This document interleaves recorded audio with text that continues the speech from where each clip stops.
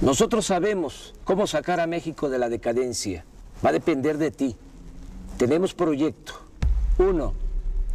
Rescatemos al Estado. El Estado está convertido en un comité al servicio de unos cuantos. En sentido estricto, hablando con la verdad, en México no hay democracia, porque la democracia es el gobierno del pueblo y para el pueblo. Lo que hay es una oligarquía, que significa el gobierno al servicio de unos pocos.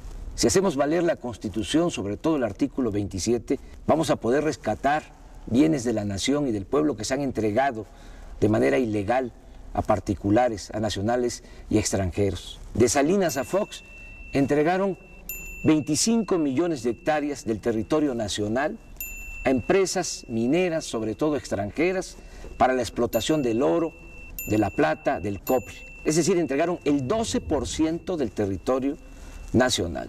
México tiene 200 millones de hectáreas. Lo que concesionaron pues es del tamaño del estado de Chihuahua, que es el estado con más territorio en nuestro país, tiene 25 millones de hectáreas. Se llevan todas estas riquezas, no dejan beneficios, contaminan, pagan salarios de hambre. ¿Sabes cuánto pagan de impuestos las empresas mineras extranjeras? 5 pesos por hectárea al año. Por eso necesitamos rescatar los bienes de la nación, los bienes que son del pueblo, que esas riquezas se distribuyan con justicia, que no se queden, como ha venido sucediendo, en unas cuantas manos. 2, democratizar los medios de comunicación. El 75% de los mexicanos se va formando una opinión sobre la realidad nacional a través de lo que se les dice en la televisión. Y resulta que la televisión está concentrada en unas cuantas manos, en unas cuantas personas. Televisa está en manos de Roberto Hernández, de Balleres, Claudio X González, del Consejo Coordinador Empresarial, el que participó en la guerra sucia en contra de nosotros en el 2006. Germán Larrea, el de la Minera México. Es presidente del Consejo de Administración de Televisa, Pedro Aspe, secretario de Hacienda de Salinas, además de Azcárraga. Son los dueños de Televisa. En fin, los que tienen más poder económico son los dueños de la televisora más influyente en este país. Ellos son los que realmente mandan en el país.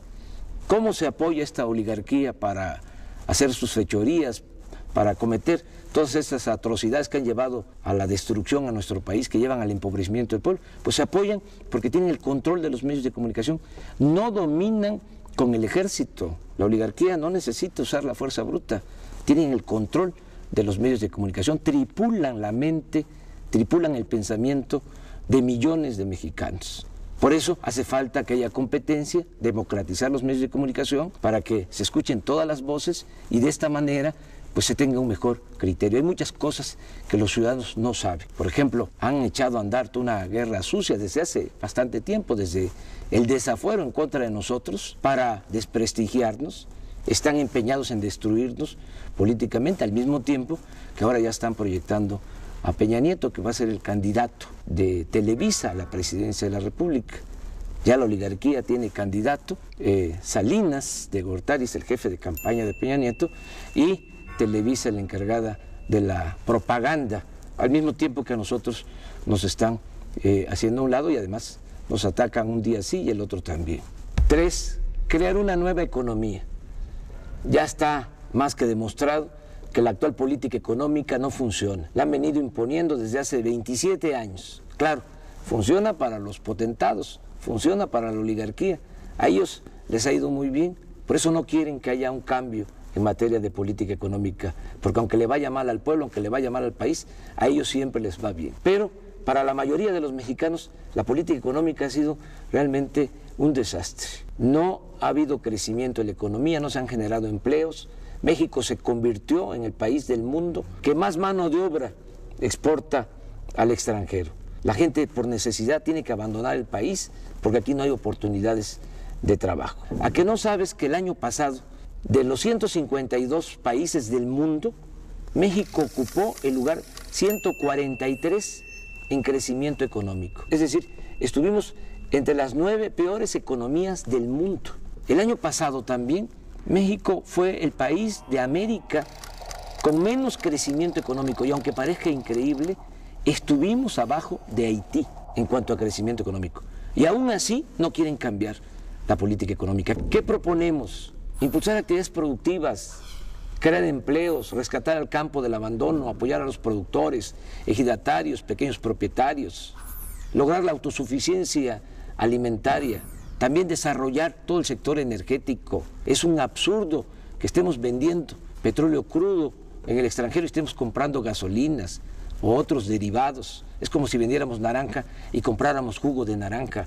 Tenemos que producir aquí las gasolinas, hacer las refinerías que hacen falta, fortalecer la industria petroquímica, todo esto para generar empleos en el país.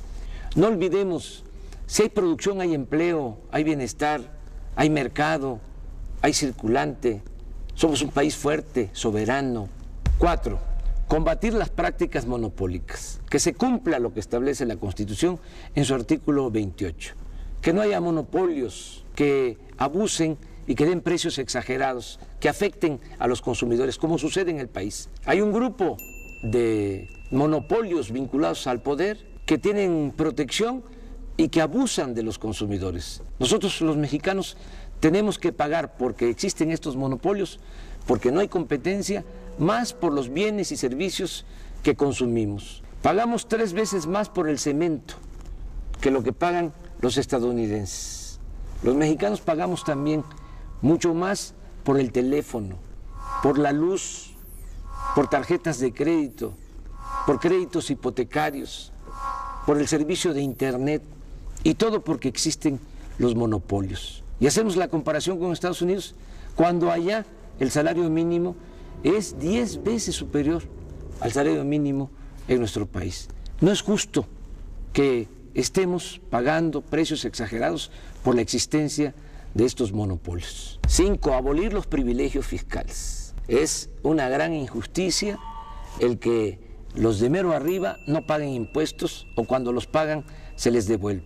Ya quedó demostrado, hasta el mismo Calderón lo tuvo que reconocer, que en el 2008, por ejemplo, 400 grandes empresas, las 400 más grandes corporaciones del país, empresariales y financieras, obtuvieron ingresos por 5 billones de pesos. Estamos hablando de la mitad del Producto Interno Bruto, de la mitad de la riqueza que se generó en ese año en el país. Esto también demuestra cómo se concentra el ingreso, cómo se concentra la riqueza en unas cuantas manos, en unas cuantas corporaciones en nuestro país. ¿Cuánto pagaron de impuestos? El 1.7% de sus ingresos. Cuando un trabajador asalariado, un profesionista, un pequeño, mediano empresario, pequeño, mediano comerciante, paga hasta el 30% de impuestos sobre la renta. Que se termine con la llamada consolidación fiscal, con el hecho de que las operaciones millonarias en la Bolsa de Valores pues no pagan impuestos. Entonces, que se terminen con todos estos privilegios fiscales, que se cumpla lo que establece la Constitución, que los impuestos se cobren de manera progresiva, que pague más el que tiene más. Eso es justicia fiscal. 6. Austeridad republicana. Le cuesta mucho al pueblo mantener al gobierno. Es un gobierno mantenido y bueno para nada. No puede haber un gobierno rico con pueblo pobre. Es mucho el dinero del presupuesto que se destina a pagar sueldos elevadísimos a los altos funcionarios públicos. Y no solo sueldos, tienen atención médica privada, cajas de ahorro, muchas prestaciones. Cuesta 1.500 millones de pesos mantener toda la flotilla de aviones y de helicópteros de los altos funcionarios públicos. No puede ser que haya sueldos de 600,000 pesos mensuales. Es un insulto. Hay que hacer un ajuste. Estamos proponiendo un plan de austeridad republicana para ahorrar 200,000 millones de pesos en el presupuesto y destinar estos fondos al desarrollo económico y a garantizar el bienestar de la gente. Juárez decía que los funcionarios tenían que aprender a vivir en la justa medianía. 7. Fortalecer el sector energético. Todavía es tiempo de convertir al sector energético en palanca del desarrollo nacional, utilizar bien el petróleo, utilizar bien la industria eléctrica, todo lo que tiene que ver con el gas, que es tan importante. En el caso del petróleo, pues hay que explotarlo de manera racional. Como se han dedicado nada más a extraer petróleo para vender petróleo crudo al extranjero, ahora tenemos ya una crisis por falta de producción de petróleo. En el 2004, durante el gobierno de Fox, se alcanzó una producción petrolera de 3.400.000 barriles diarios. El año pasado ya la producción fue de 2.600.000 barriles. Es decir, en muy poco tiempo, estamos hablando de 4 o 5 años, se cayó la producción en 800.000 barriles diarios. Si sigue esta tendencia, en 3 o 4 años más vamos a estar produciendo 2 millones de barriles diarios. Y esto es muy grave porque entonces ya no vamos a tener excedentes. Eso es lo que necesitamos para nuestro consumo interno. Pero por si fuese poco, vamos a tener que seguir vendiendo petróleo crudo porque no tenemos refinerías en el país. Vamos a tener que seguir comprando la gasolina en el extranjero. Por eso es urgente destinar recursos a la exploración. Y no hace falta ir a las aguas profundas. En aguas someras, en los litorales de Veracruz, de Tabasco, de Campeche, hay petróleo suficiente, pero hay que invertir en exploración. Hace falta también ya decidirse a construir en serio las 3 o 4 refinerías que hacen falta para dejar de comprar la gasolina en el extranjero. Por nuestro movimiento se vio obligado el gobierno usurpador a decir que iban a construir una refinería. Ojalá y me equivoque, pero va a terminar el sexenio y no van a pegar un ladrillo. Son muy ineficientes, además no les importa el desarrollo de nuestro país. A ellos lo que les interesa son los negocios. En Pemex hay una gran corrupción y todo eso se tiene que terminar. Lo mismo en el caso de la industria eléctrica. Hay que revisar todos esos contratos que han entregado a empresas extranjeras para instalar plantas de generación de energía eléctrica en nuestro país. Estamos pagando la luz a precios muy elevados porque la Comisión Federal de Electricidad está comprando toda la energía eléctrica a empresas extranjeras. El 40% de la luz que consumimos ya se está comprando a empresas extranjeras. 8. Alcanzar la soberanía alimentaria. Tenemos que producir los alimentos que consumimos, dejar de comprar maíz, frijol, arroz, leche, carne de cerdo, carne de res, desechos de pollo en el extranjero. Es un absurdo que se haya abandonado el campo y que no estemos produciendo lo que consumimos. El año pasado, a pesar de la recesión económica, se tuvieron que destinar 16,000 millones de dólares para comprar alimentos en el extranjero, cuando podríamos estarlos produciendo en nuestro país, además generando empleos, evitando de que la gente tenga que irse a buscar trabajo a Estados Unidos. Se está despoblando el campo. También tenemos que apoyar la producción de autoconsumo. Millones de campesinos pobres, indígenas, viven de lo que producen, de la economía de autoconsumo. Hay que apoyarlos, ayudarlos a que sigan produciendo maíz, sobre todo, que es la base de la alimentación, y no al maíz transgénico. 9. Establecer el estado de bienestar, que se garantice la seguridad, el bienestar del mexicano, desde que nace hasta que muere, desde la cuna hasta la tumba. Ese es un ideal, se puede lograr. Hay que empezar por garantizar el derecho de los adultos mayores a una pensión justa. El estado de bienestar en Europa, por ejemplo, significa que a partir de los 65 años ya reciben en algunos países hasta 30,000 pesos mensuales de pensión.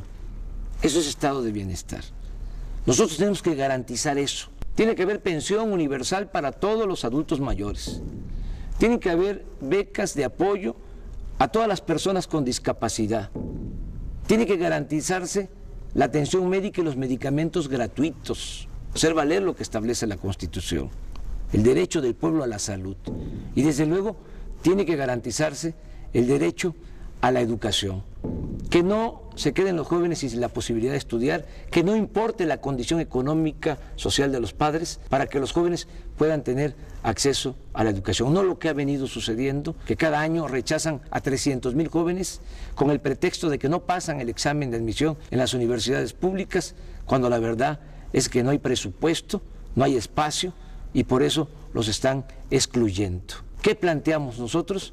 Que todos los jóvenes tengan posibilidad de estudiar. 100% de inscripción en las escuelas públicas. Es mejor tener a los jóvenes estudiando que tenerlos en la calle. Ahora todo el mundo se rasga las vestiduras por esta situación de inseguridad y de violencia que desgraciadamente se está padeciendo, pero hay que entender por qué llegamos a estos extremos. En 27, 28 años no ha habido crecimiento económico, no hay empleo, sobre todo se les cerró las puertas a los jóvenes que no tienen posibilidad ni de trabajo ni de estudio. Está demostrado que no basta para enfrentar el problema de la inseguridad y de la violencia el usar al ejército, la mano dura, penas más severas. Hay que entender que la paz y la tranquilidad son frutos de la justicia. 10. Promover una nueva corriente de pensamiento, en donde lo más importante sean los valores.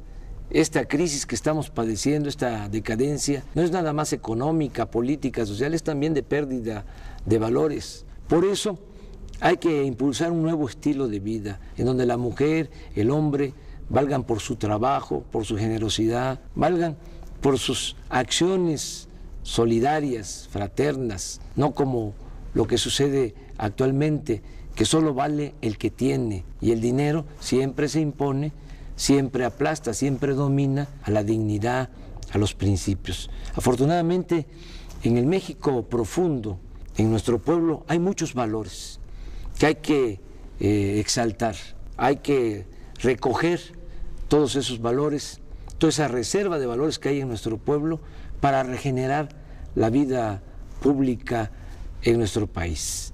Abajo no hay odio, abajo no hay codicia, eso tiene que ver más con lo que han venido induciendo últimamente. Y tenemos que recordar que la felicidad no es solo acumular riquezas, no solo es acumular bienes materiales, la felicidad es estar bien con uno mismo, estar bien con nuestras conciencias y sobre todo estar bien con el prójimo. A pesar de la tragedia nacional, no nos desanimemos.